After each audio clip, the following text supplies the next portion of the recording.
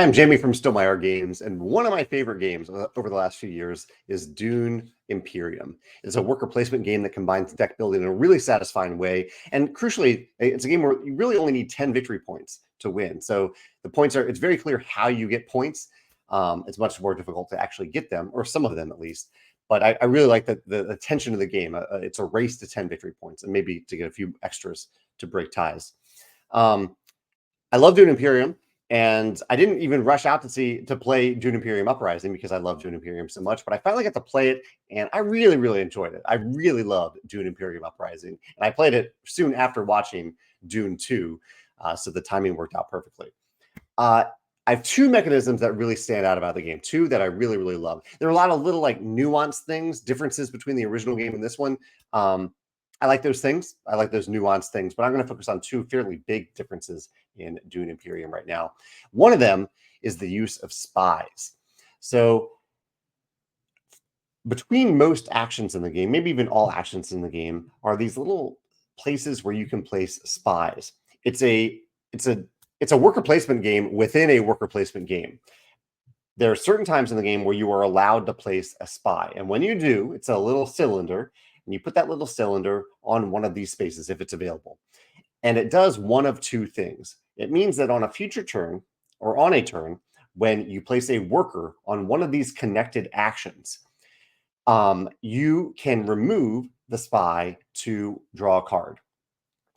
Or if there's an action connected to a spy that you want to place your worker on, but someone else has already placed a worker on that space, blocking it, the spy, you can remove the spy to give you access to that space anyway. You can place a worker on that space anyway.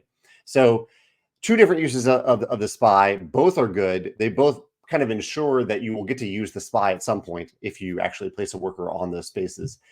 And I really like this sub-level of worker placement game kind of nested inside a worker placement game, especially since the spies stay there until they're used. It isn't like you're retrieving them like the rest of the workers in the game. They remain there on the board. It feels really good to have the spies down on the board. It gives you kind of the reassurance that you can take an action when you really need to take an action there.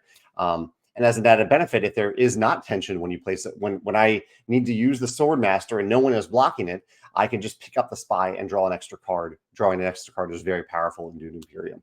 So I really, really like the spy mechanism.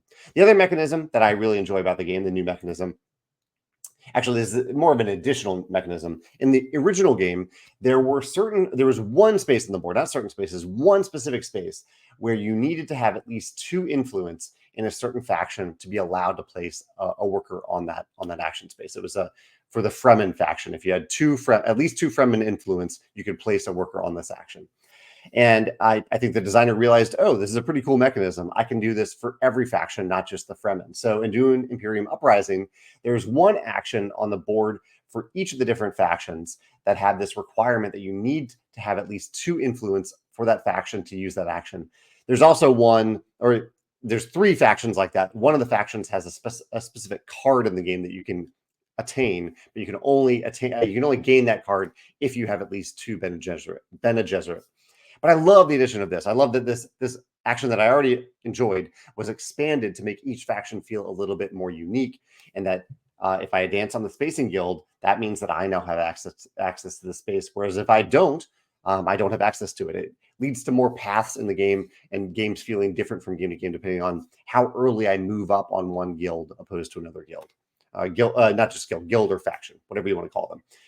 So I thought that was a really, really clever addition to the game to expand this requirement to multiple actions, 1 per faction.